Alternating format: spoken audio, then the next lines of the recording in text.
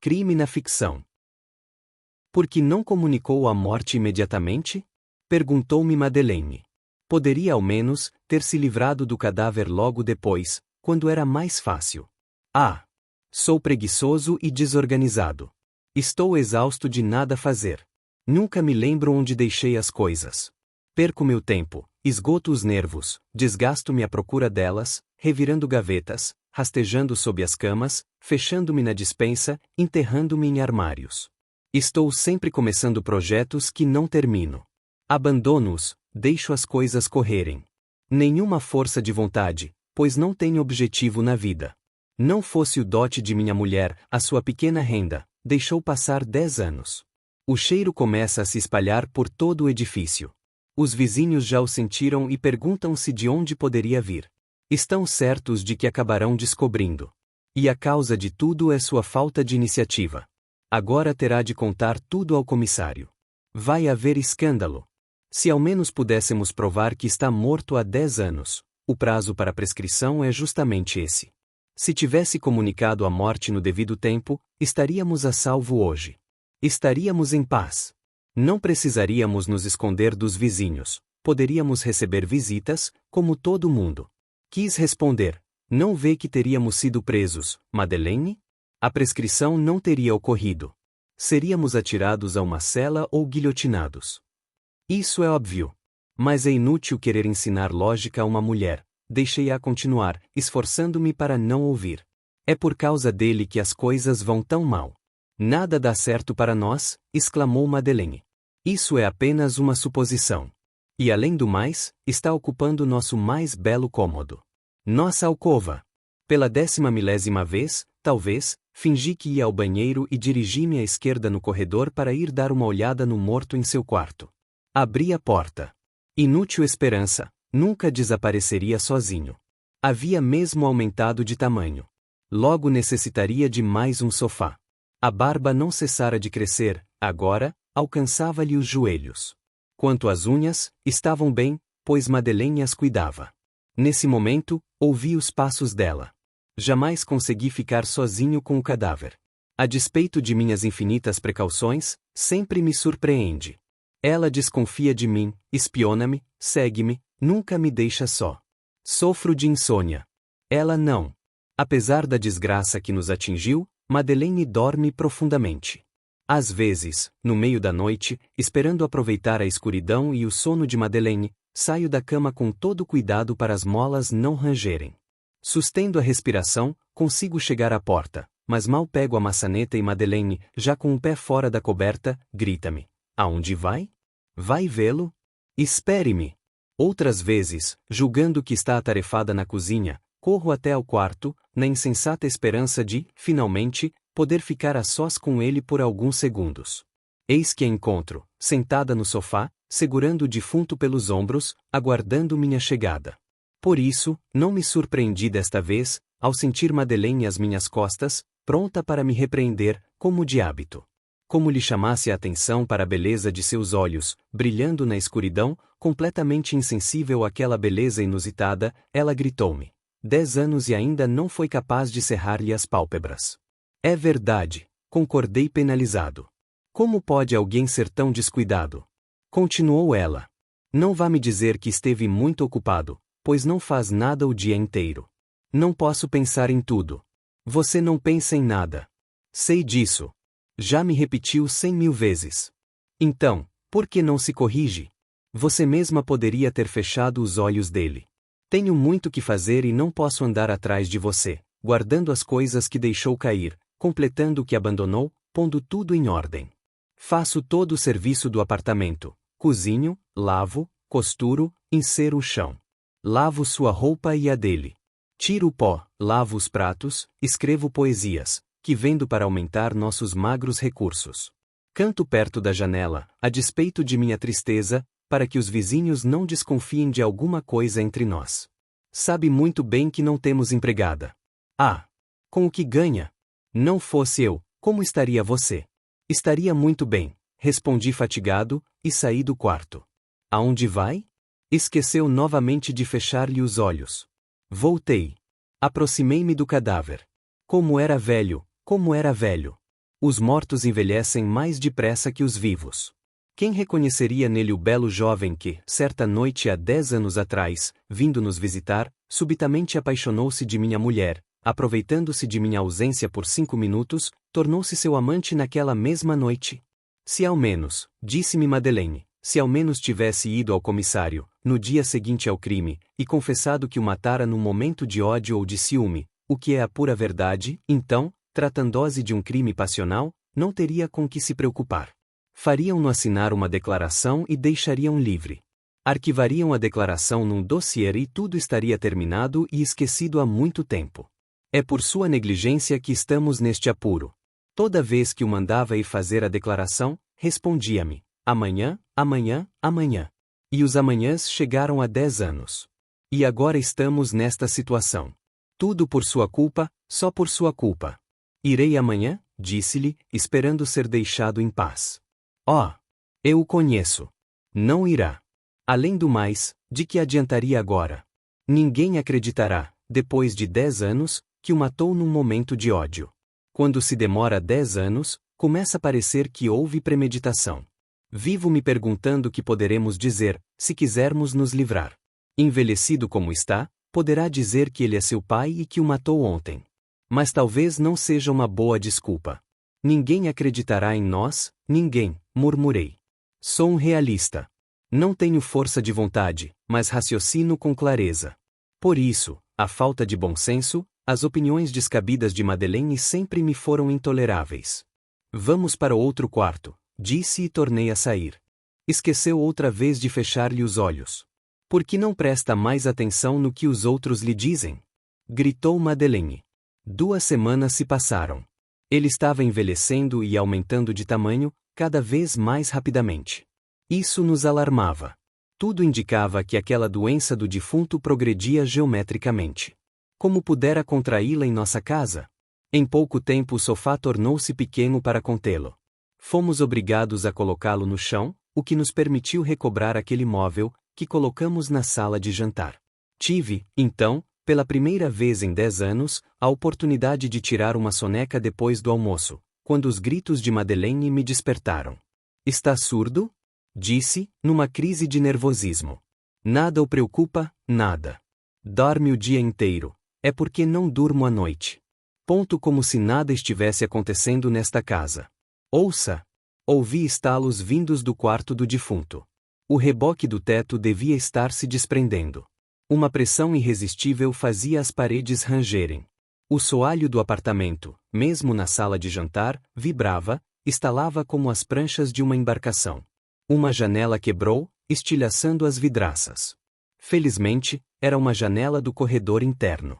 Que irão pensar os vizinhos? Madeleine estava desesperada. Vamos ver o que é. Mal havíamos dado 2 passos em direção ao quarto do morto, quando a porta se despregou, despedaçando-se no solo e lá estava a enorme cabeça do homem, olhando para o teto. Os olhos ainda estão abertos, observou Madeleine. Sim, estavam abertos. Eram enormes e redondos e iluminavam todo o corredor com uma luz alvacenta e fria. Felizmente a porta caiu, disse, para acalmar Madeleine. Teremos mais espaço agora, pois o corredor é comprido. Sempre otimista. Veja! Enquanto ela encolhia os ombros, olhei. Era perturbador. Ele crescia sob nossos olhos. Fiz um risco com giz, algumas polegadas adiante de sua cabeça. Em poucos minutos, a marca foi alcançada e ultrapassada. Temos que agir. Declarei. Realmente não podemos esperar mais. Finalmente recobrou os sentidos, disse Madeleine. Finalmente compreendeu. Deveria ter agido há muito tempo, meu pobre amigo. Percebi meu erro. Tremendo, procurei desculpar-me. Idiota! Retrucou Madeleine, como para me dar coragem. Nada poderia fazer até a noite. Estávamos no mês de junho e teríamos de esperar ainda algumas horas. Tínhamos muito tempo. Poderia descansar, pensar em outras coisas ou mesmo dormir, se Madeleine não estivesse ali, mais agitada que nunca. Podem imaginar como era aquilo. Não havia modo de ficar um minuto livre de seus discursos, já lhe disse, sua mania de sempre estar com a razão. Entretanto, A cabeça do cadáver continuava a avançar pelo corredor, aproximando-se cada vez mais da sala de jantar, cuja porta logo fui obrigado a abrir. As estrelas mal tinham surgido, quando ela alcançou o limiar da porta. Mas ainda tínhamos de esperar, pois haviam muitas pessoas nas ruas. Era a hora do jantar, porém não estávamos com fome. Com sede sim. Contudo, os copos estavam na cozinha e seria preciso andar sobre o cadáver. Mesmo esse pequeno esforço seria demasiado para nós. Não era preciso acender as luzes. Seus olhos iluminavam suficientemente a sala.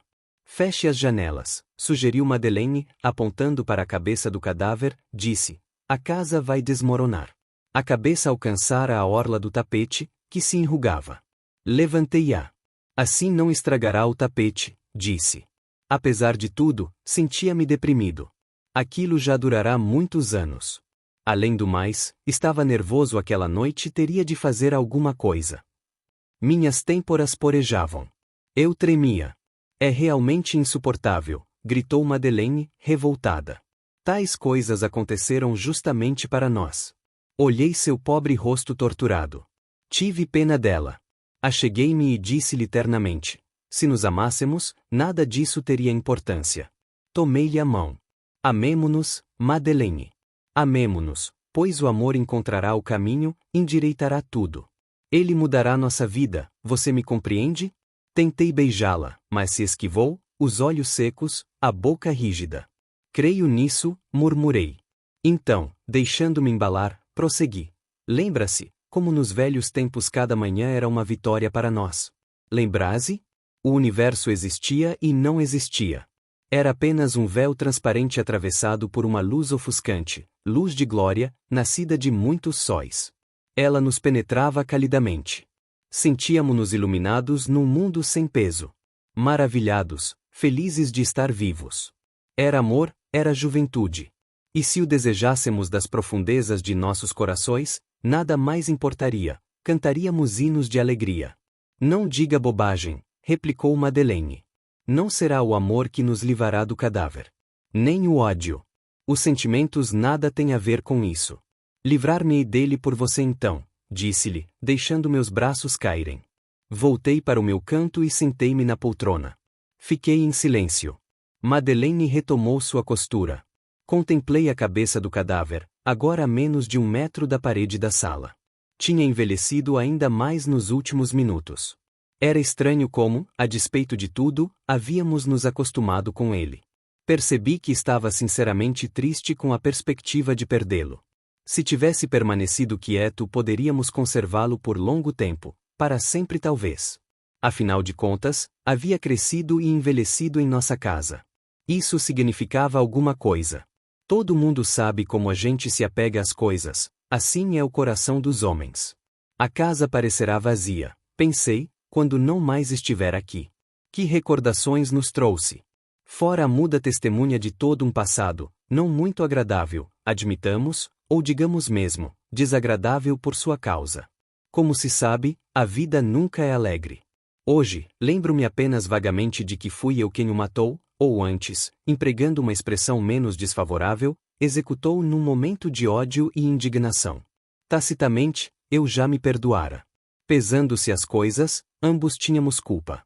Além do mais, teria ele esquecido? Madeleine interrompeu-me os pensamentos. A cabeça está alcançando a parede. Está na hora. Sim, decidi. Levantei-me, abri as janelas e olhei para a rua. Era uma bela noite de verão.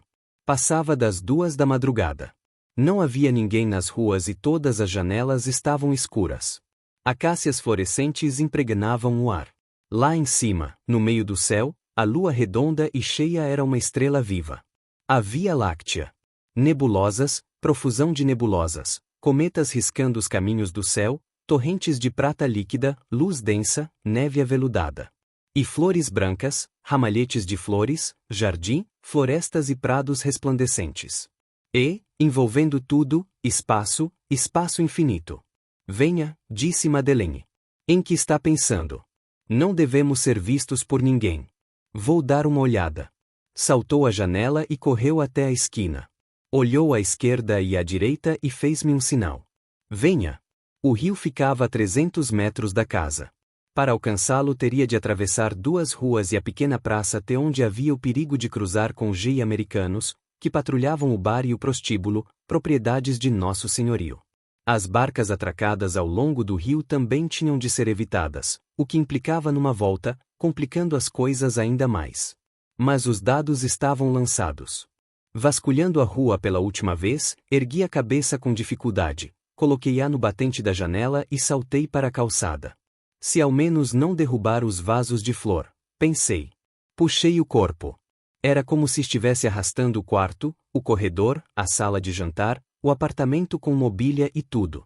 Como se estivesse arrancando pela boca minhas próprias entranhas, com pulmões, estômago, coração, e montes de obscuros sentimentos, desejos insatisfeitos, pensamentos mal cheirosos, imagens estagnadas, ideologia corrupta, moral podre, metáforas envenenadas e gases deletérios, agarrados às vísceras como plantas parasitas. Sofria atrozmente. Estava no fim de minhas forças. Suava lágrimas e sangue. Tinha de suportar aquilo para continuar vivendo, mas era muito difícil. Havia também o medo de ser surpreendido. Retirara a cabeça, a longa barba, o pescoço e o tronco. Quando cheguei à porta de entrada de nosso prédio, seus pés ainda estavam no corredor. Madeleine, junto de mim, tremia de medo. Continuei puxando com toda a minha força, mal sufocando um grito de dor. Puxando sempre, andando de costas. Não há ninguém, disse Madeleine. Todas as janelas estão fechadas. Cheguei à esquina, atravessei-a, virei e atravessei novamente. Um solavanco. O corpo inteiro estava fora da casa. Atingíramos o centro da pequena praça T, clara como o dia. Arquejava. Ouvia-se o rumor distante de um caminhão. Um cachorro latiu. Madeleine já não podia mais. Deixe-o aqui e vamos voltar. Disse. Seria imprudência. Volte se quiser. Terminarei o serviço. Fiquei só. Admirava-me quão leve se tornará o cadáver. Aumentara muito de tamanho é evidente, mas emagrecera bastante também, já que não se alimentava. Como tivesse girado no lugar onde estava, o cadáver enrolara-se em mim como uma corda. Assim será mais fácil levá-lo até o rio, pensei. Mas que? Quando sua cabeça alcançou minha cintura, o defunto emitiu subitamente o prolongado silvo dos mortos. É inconfundível. Apitos responderam de todos os lados, a polícia. Cães latiram, trens partiram, todas as janelas da praça se iluminaram e delas emergiram cabeças. Os GI correram fora do bar com suas garotas. 2 guardas surgiram na esquina, soprando os apitos. Vinham correndo. Quando chegaram a 2 passos de mim, sabia que estava perdido. De repente, a barba do defunto abriu-se como um paraquedas e levantou-me do chão. Um dos guardas deu um grande salto. Tarde demais, agarrou apenas o sapato do pé esquerdo. Elevava-me rapidamente, enquanto os polícias apontavam os dedos para mim, covarde. Covarde! Gritavam, ouviam-se aplausos em todas as janelas. Somente Madeleine, junto à nossa, levantou os olhos para mim e gritou-me com escárnio. Nunca você será um homem sério. Pode elevar-se no ar, mas não se elevará em minha estima. Ouvia ainda os americanos que, pensando tratar-se de uma competição esportiva, gritavam, "Hello, boy!" Deixei cair minha roupa e meus cigarros, que os guardas dividiram entre si. Então, era apenas a Via Láctea e eu deslizava através dela, voando alto, voando alto. Fim do conto. Contribua com o canal para que possamos continuar produzindo audiolivros. Doe em livepix.gg/eaudiolivro.